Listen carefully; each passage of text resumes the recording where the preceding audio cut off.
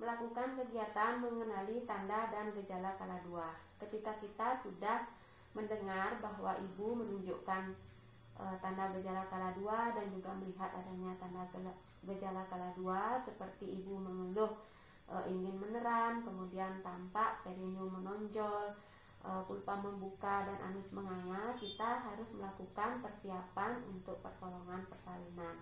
Yang kita siapkan adalah tempat untuk melakukan resusitasi bayi dengan tempat yang datar dan juga menyiapkan 3 buah handuk serta alat-alat untuk membersihkan lendir bayi seperti deli dan juga untuk melakukan asuhan di awal bayi baru lahir, dan juga mempersiapkan alat-alat untuk pertolongan persalinan, yaitu baik instrumen dengan alat-alat lengkap atau set yang terdiri dari gunting tali pusat, kemudian klem tali pusat, gunting episiotomi, kemudian kateter khas dan juga sarung tangan serta APD lengkap untuk penolong dan juga obat-obatan yang diperlukan.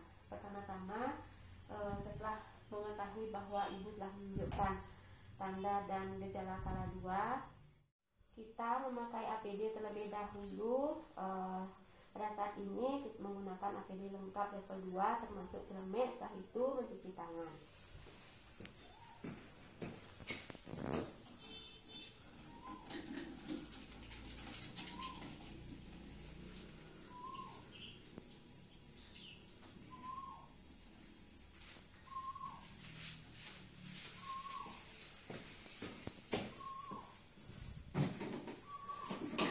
Setelah itu menyiapkan alat ibu, yaitu mematahkan ampul oksitosin,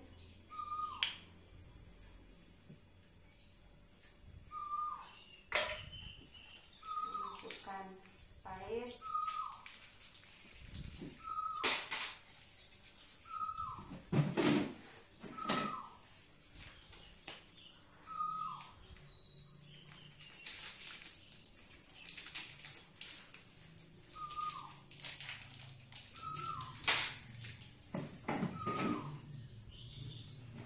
menggunakan sarung tangan.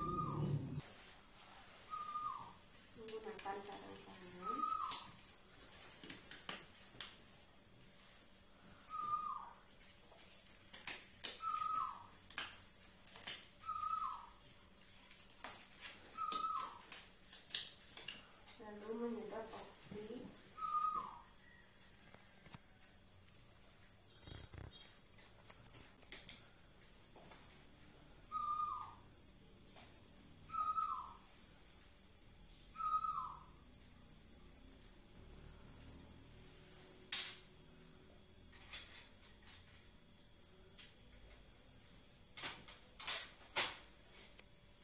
Kemudian membersihkan perineum dari kotoran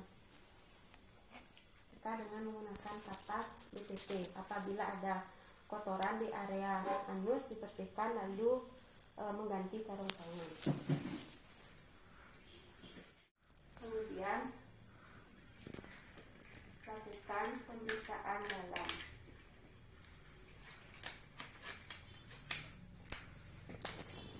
Lakukan pemeriksaan dalam, kita pastikan apakah pembukaan sudah lengkap.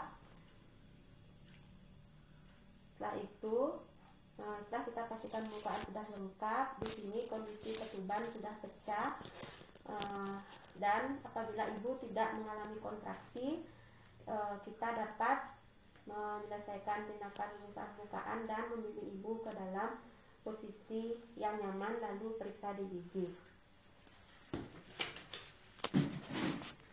Cuci tangan kembali.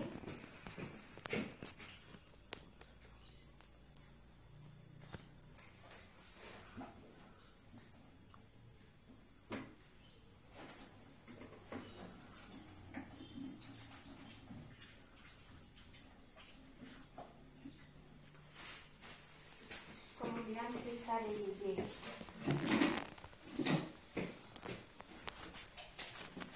Ibu, saya periksa denyut jantungnya dulu ya, denyut jantungnya dulu.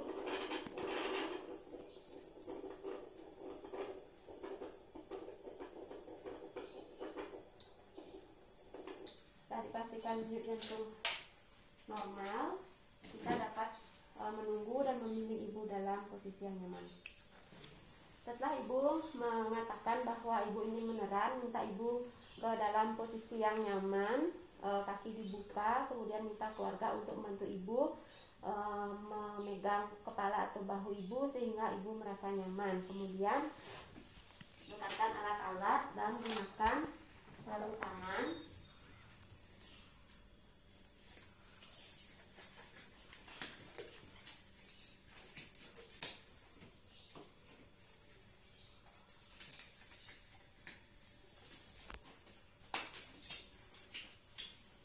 Letakkan handuk di atas perut ibu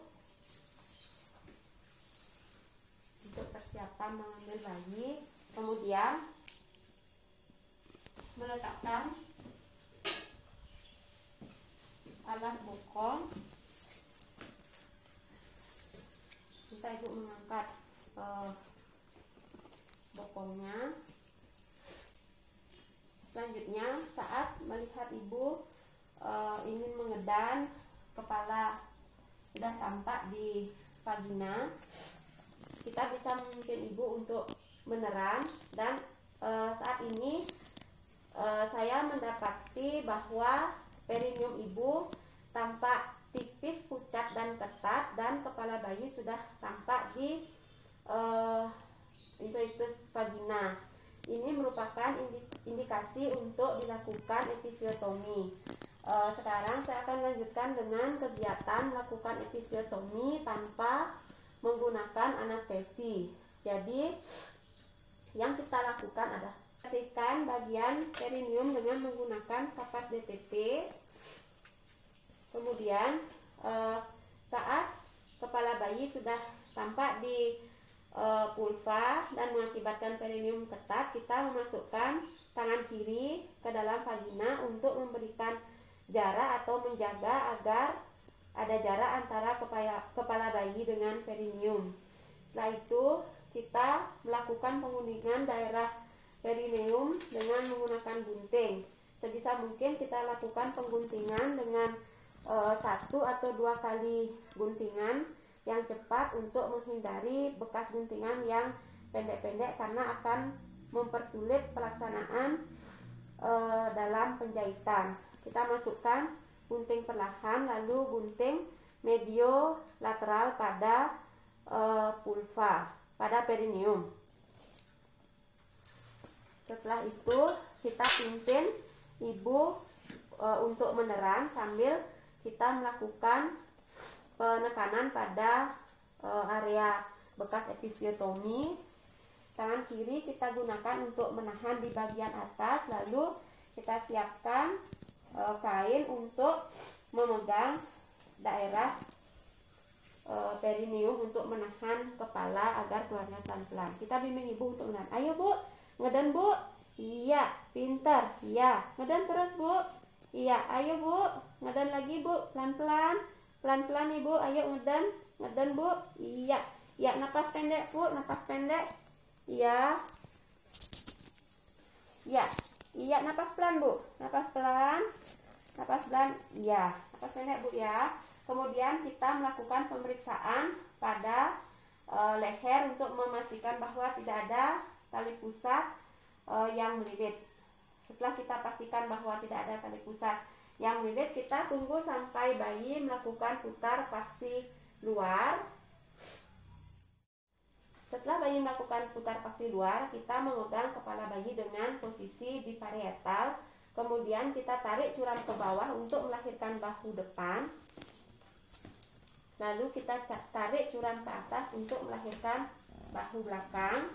Kemudian setelah bahu belakang lahir, kita pegang dan dengan menggunakan tangan kita menyusuri bayi untuk lahir. Kita susuri dengan menggunakan tangan kiri sampai dada, kaki dan badan bayi seluruhnya lahir. Kemudian tangan kiri memegang dan letakkan bayi. Setelah bayi lahir, kita lakukan penilaian cepat pada bayi, bagaimana tangisannya, gerakannya dan juga pernapasannya. Saat ini kondisi bayi baik, kemudian kita letakkan bayi di atas perut ibu, kemudian kita selimuti dengan menggunakan kain.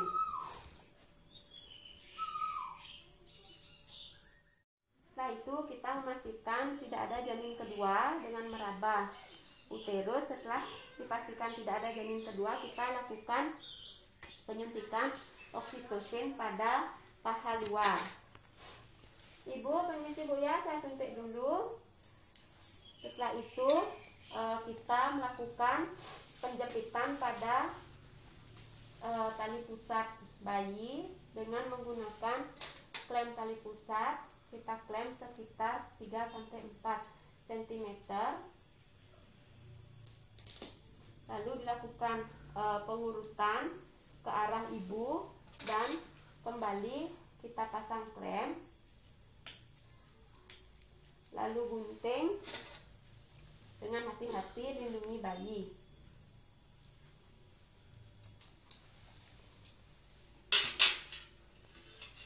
Kemudian keringkan bayi, letakkan posisi tengkurap di dada ibu, kemudian ganti handuk dan tutupi kepala bayi dengan menggunakan topi atau dibungkus dengan handuk. Setelah itu kita melakukan manajemen aktif skala 3.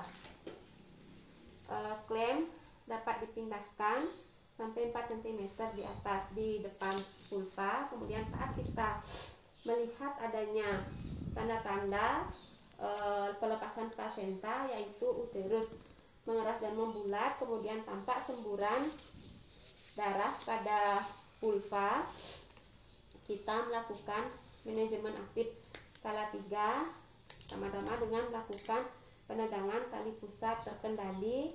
Tangan kita berada di atas simfisis, menahan dari pada uterus, kemudian dengan gerakan dorsokranial. Kemudian jika kita melakukan penegangan pada tali pusat, terdapat tanda-tanda pelepasan plasenta, kita dapat memindahkan kembali klem.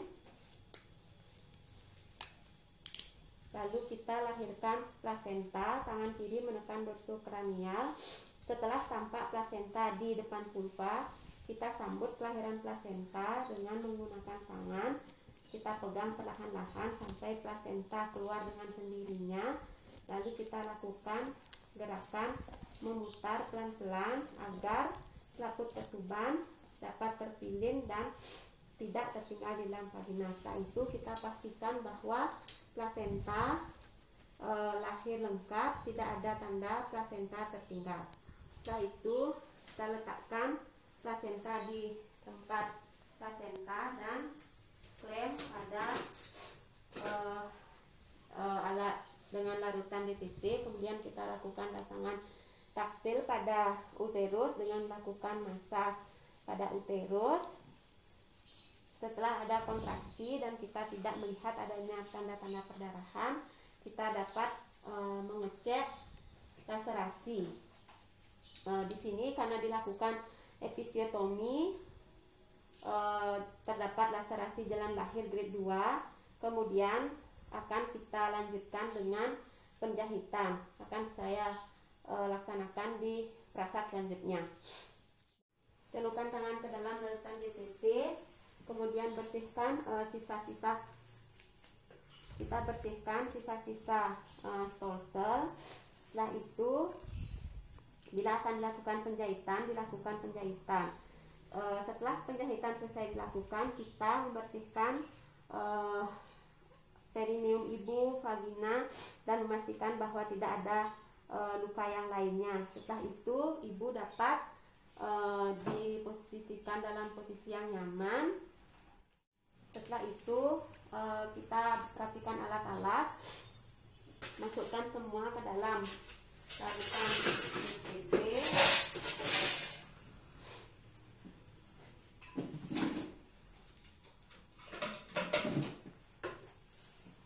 Kemudian setelah seluruh alat dirapikan, kita rapikan, kemudian ibu kita bersihkan. Setelah itu ibu memakai pakaian lengkap sambil melakukan IMD. Kita pantau kondisi bayi. Setelah itu kita ganti sarung tangan dan akan dilanjutkan dengan perawatan bayi. Dengan mencuci tangan.